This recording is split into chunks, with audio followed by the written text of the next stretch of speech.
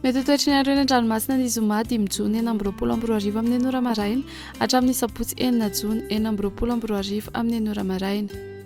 Tsy misy ny fampitandremana amin'ny avy ny alin-drano.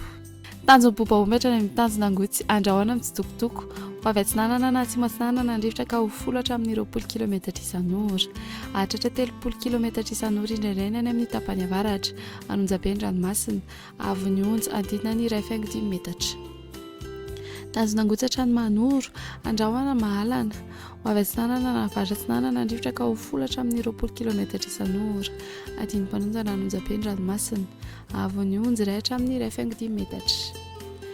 Mahanoratra ny taolany aro hanorana tandrifon-drahona vitsy ho avy atsinanana na avaratra atsinanana nandrivotra ka ho folo hatramin'ny 30 kilometatra isan'ora. Anonjabe ny ranomasina avy ny onja 1.5 metatra.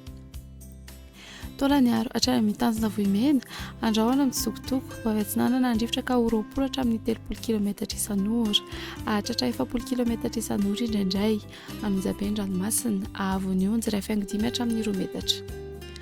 Ho an'ny morontsiraka andrefa ny tanjo vohimena hatrany mitanjona ankabo ibalikany masoandro ho avy atsimo na atsimo atsinanana nandrivotra ka ho folo hatramin'ny 20 kilometatra isan'ora. Hahatratra 30 hatramin'ny 70 kilometatra isan'ora ny any amin'ny tendrony atsimo.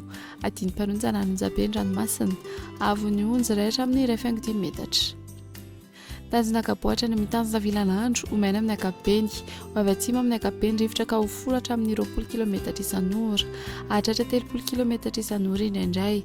Adiny mpanonja ranomasina avy ny onja 8.5 hatramin'ny 2 metatra. Tanjona vilanandro hatrany analalava andrahoana mahalana ho avy atsimo na atsimo atsinanana nandrivotra ka ho folo hatramin'ny 30 kilometatra isan'ora. Ielina ho avy andrefana na atsimo andrefana ny alina ka ho 20 kilometatra isan'ora. Adiny mpanonja ranomasina avy ny onja 8.5 hatramin'ny 2 metatra. Analalava hatrany mitanjona bobaomby andrahoana mitsitokotoko ho avy atsimo atsinanana nandrivotra rehefa manakaiky ny tanjona bobaomby ka ho 30 kilometatra isan'ora.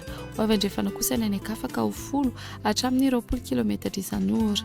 Adiny mpanonja ranomasina avy ny onja 8.5 hatramin'ny 2 metatra ny any amin'ny tapany avaratra ho latsaky ny 8.5 metatra ny any akafa.